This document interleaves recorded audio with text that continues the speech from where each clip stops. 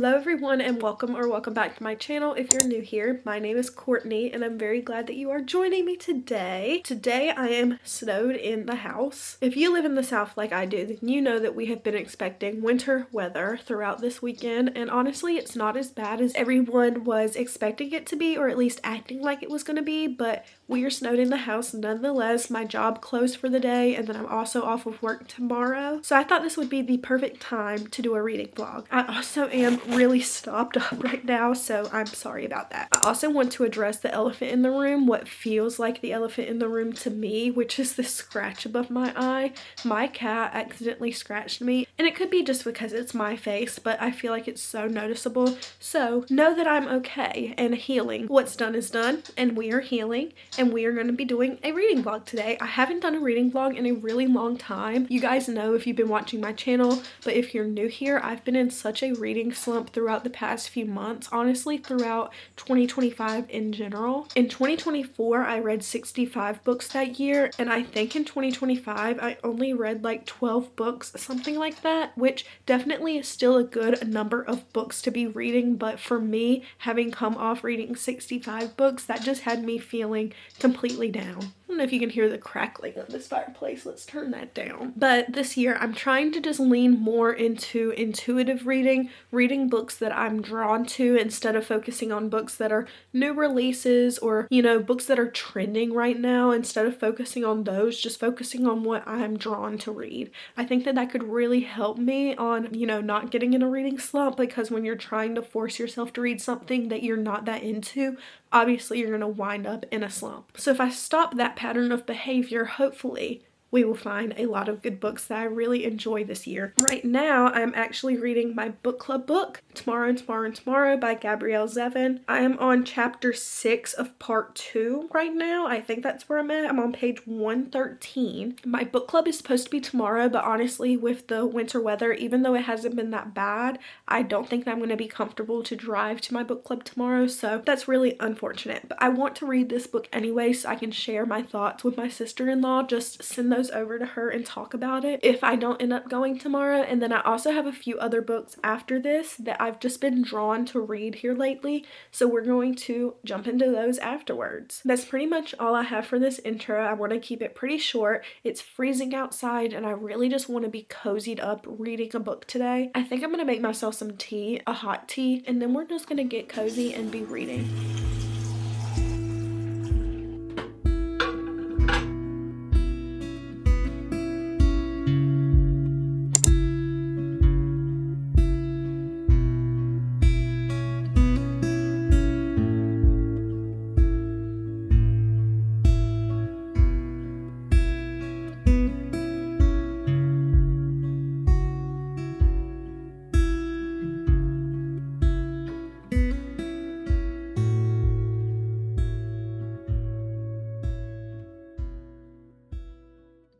It is much later now, and I want to share kind of just some of my general thoughts about Tomorrow and Tomorrow and Tomorrow, because I feel like I just haven't shared anything about how I'm feeling towards this book, and we are almost 50% of the way through, so now is a good time to do so. In this book, our two main characters have been best friends for a very long time. They've at least known each other since childhood. They did have a falling out, but they come back together in college. And the main thing that they're doing is building video games together. They end up releasing a video game together while they're still in college. They haven't even received their bachelor's yet, and they basically just get sprung into this world of video game design and all of the logistics that come with that. And in the book, we are now at the part where we're just kind of following their journey with being in part of the video game world and how they are functioning now as kind of colleagues instead of just being friends. And honestly, in this book, I don't think that they ever really have been just friends. I think that both of them on the inside have wanted something more, but it's just strictly been platonic. And the book is broken up into different parts. I'm almost finished with part 3, I believe. And so far we've learned about, like I said, their childhood, how they met one another, how they became reunited and started working on video games together, the actual process of them building the video game, which I thought that that was so interesting. Like, hearing about the video games and the different style elements that go into it is something that's been very interesting in this book so far. And like I said, just seeing how they are working as colleagues to make this happen. They each are playing significantly different roles in the video game world. Right now, we are working on their second video game together, which is completely separate from the first one that they have. So I'm interested. Like I said, I really like Gabrielle Zevin's writing. I think that it's like easy to get into. It is entirely in third person, and I've always been a person that loves third person when I'm reading. I don't know, I'm just really interested to learn more about the two main characters, Sam and Sadie's relationship throughout their life and like throughout Fame as well. I want to know how this second video game comes out for them because they've had a lot of tension around their first game and branching out and creating something different. So I'm interested to see how that goes for them. I don't really know if my book club's still meeting tomorrow, if we're going to do a virtual meeting, if we're meeting in person. I don't know, but I still would like to finish this book by tomorrow. That is really the vibe of the evening.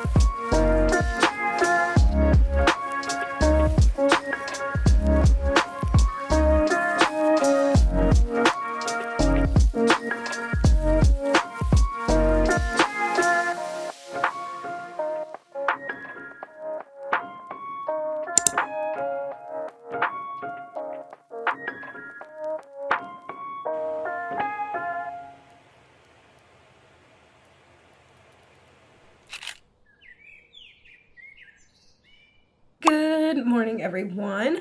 It is the next day now, and I am just getting ready for the day, getting as ready for the day as I am willing to, considering that we are still snowed in. I should say iced in because it's mainly just a bunch of ice, and my husband walked down to the road earlier and he said it's still completely white. So we're not going anywhere, but I still would like to feel a little bit better for the day. But if my hair is looking like who did it later, don't question me, because I really don't know if dry shampoo could save this mess. I guess it couldn't hurt to try a little bit. Let's talk a little bit about how much I got into tomorrow. So last night I listened to this book a whole lot, you guys saw. While I was kind of just crafting, I just wanted to focus on some like peaceful, cozy hobbies last night. Stuff that was getting me off of screens. So I ended up coloring a little bit, and I think that I'll finish that picture up later tonight because I had so much fun doing that. So I loved doing that, and I also ended up making, I don't know what you would call it, but I'm gonna put it in my car, but it's basically just like a few words that I want to manifest this year and that I really want to reflect my year when I look back on 2026, and those are effortless and joyful. I really just want things in my life that feel effortless, like don't require a whole lot of work to put into it, and I don't want to spend 2026 forcing things. So things that are effortless, I would love to have that. And also I just want to feel very joyful this year. Last year I spent a lot of time just coasting, being neither sad nor necessarily happy. So I just want to feel joyful this year. That is a little bit of a tangent, but I was working on those while I was listening to this book. And then after I finished those things and I laid down for the night, I ended up just reading in bed until I went to sleep. So we are now 60% of the way through this book. And something that I was thinking about last night was that I'm really loving the video game aspect of it and like hearing them talk about these older games, because I grew up with an older brother who, he still is a gamer, but especially back in the day, like I remember us linking up on DS and playing, and watching him play the Game Boy, watching him play the GameCube, like all of these different things that they're kind of referencing in the book feels so nostalgic to me. I was just telling my husband earlier today, like, we need to get some of those games to play, like some of those older games if we could find them anywhere. And I do still have my DS in there. This book was talking about the game Harvest Moon, and tell me why I have Harvest Moon in my DS. But that's the only game that I still have for my DS. I remember it being my absolute favorite. So when our main character Sadie was playing it and just talking about how much she enjoyed it and how cozy it was, I was like, yes, that's exactly what I need. It's just making me want to game in general. I've never necessarily been a huge gamer,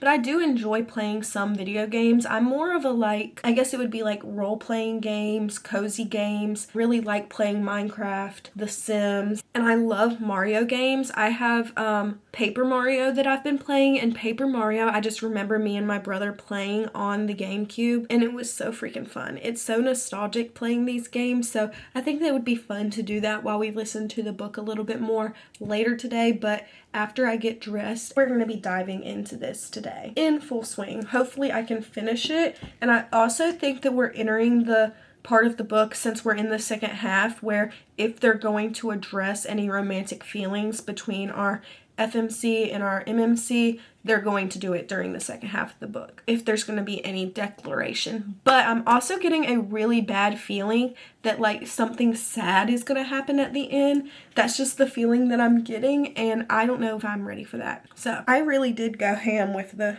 dry shampoo. Oh, why did I do that? But it's just gonna be another cozy day in the house reading, and I needed this. Like, when everyone was talking about the storm, it didn't really matter to me what happened, so long as I could have a day or two in my house without having to leave and just using the snow as an excuse for why I don't have to leave, and being cozy with my books. And honestly, just my hobbies in general, like doing my hobbies. It's been bringing me so much peace over the past few days. I think that it's like 11 o'clock. It's 11:17 right now, so I'm gonna finish getting ready, which shouldn't take too much time. I'm just gonna throw on these eye patches and get this dry shampoo out of my hair.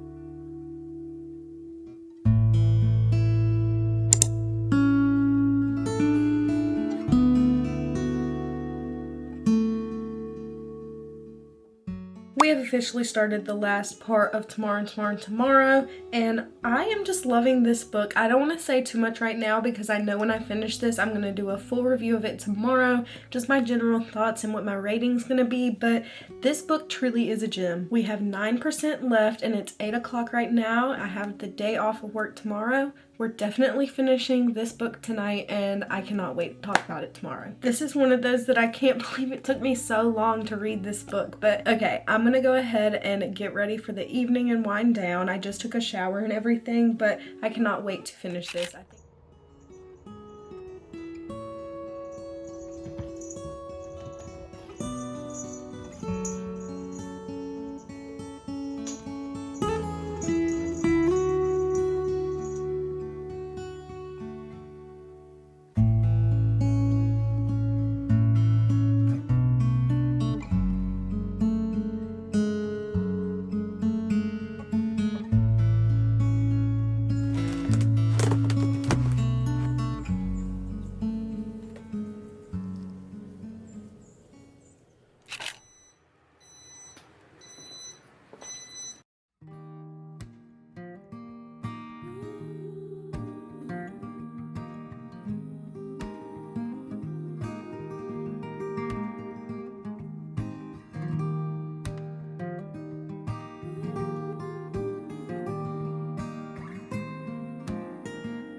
We have finished Tomorrow by Gabrielle Zevin, which means that it's time for me to do a review. Honestly, where do I start it with this book? I'll start by saying that I absolutely loved this book. Every moment that I was reading it, I was not bored or anything like that. I just loved this book. At the forefront of this book, we have the video game aspect, and like I've said, I absolutely loved that in this book.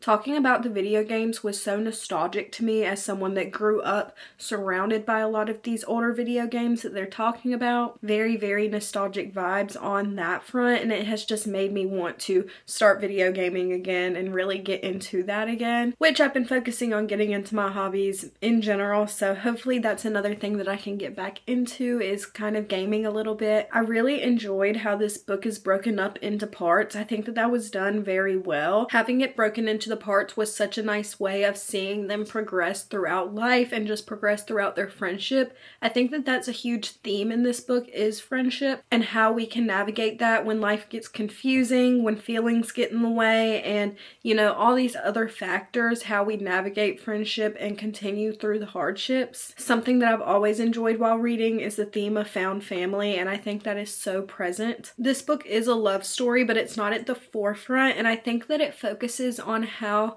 platonic friendship can sometimes be even more valuable than romantic relationships. I think that I have an annotation. Yes, on page 247 it says, "You may not ever have a romantic relationship with Sadie, but you two will be friends for the rest of your lives, and that is something of equal or greater value if you choose to see it that way." Aside from talking about video games and the romance subplot and everything, it does touch on some serious topics. Part 7 of this book had me completely invested, and I didn't even know that I liked Mark's character that much until things were hitting the fan with him. And did I not say that something sad was going to happen? I said that something sad was going to happen. I think Gabrielle Zevin does a really good job of showing rather than telling. There's a lot of instances where she's not just outright telling us how the character feels, she's showing us through their actions, and that's what makes a really good writer, in my opinion. I think that this is just one of those books that truly is a gem, and it makes me want to read more fiction, just plain old literary fiction, because I feel like the themes are always so important. But I did end up rating Tomorrow and Tomorrow and Tomorrow 5 stars. This is my first completed book of the year and also was a 5-star, so I'm feeling like a lucky girl. My book club is going to do a virtual meeting this evening for this, so I can't wait to hear what everyone else has to say. I hope that they loved it as much as I did, just because I think that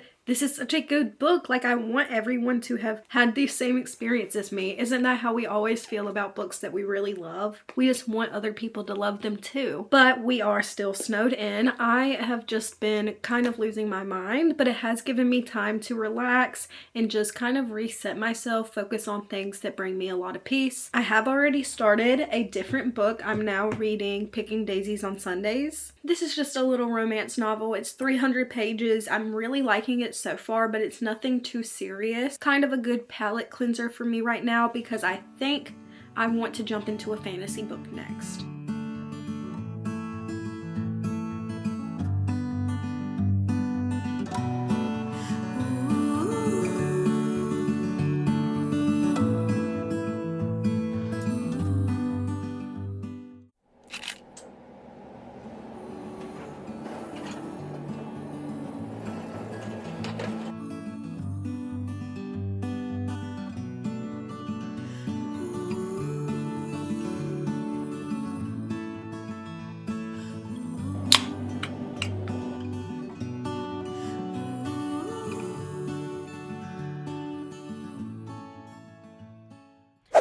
I don't know if I should have my camera sitting like this the way that it is, but that's what's working because the lighting is absolutely terrible in the car right now. It's about 3:30, so the sun is setting, and it just is not allowing for the best lighting right now. After I left work today, I went and got my passport photo taken, which is so exciting. If I know anything about this Chick-fil-A soup, is that it needs to cool down anyway, so let's just place that down. I wanted to do an update on Picking Daisies on Sundays because I've really been enjoying this book. When I picked this book up, I was just just thinking like this is going to be a super easy read. I didn't really think that it was going to be anything to it, so I'm really surprised on how much I've actually enjoyed this book. This book is childhood friends to lovers. It's also fake dating. So just off of that, it's already hitting because those are two of my favorite tropes in romance books. And the male main character is definitely like a touch her and you'll die. So who wouldn't love that? And it also is super easy to read. I feel like there's a good balance of descriptions and inner monologue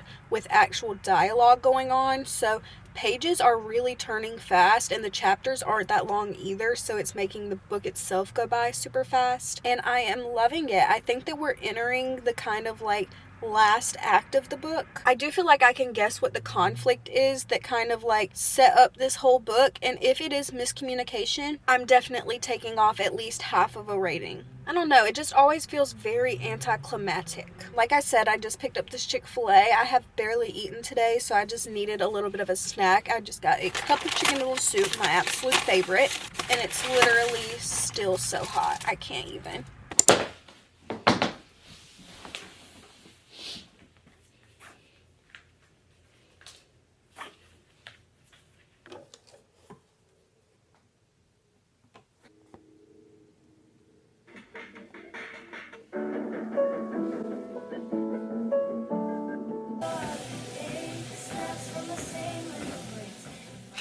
Alright everyone, so I have finished reading Picking Daisies on Sunday by Liana Cincotti, and honestly I thought this was such a fun and cute read, and overall is a very simple romance to read. This book is childhood friends to lovers, and it also has fake dating, touch her and you'll die trope. A lot of good tropes were in this book. Honestly, it was hitting the nail on a lot of very common romance tropes, so maybe that was a little cliche, but I was eating it up, so I clearly didn't care. I mean, look at all of these annotations.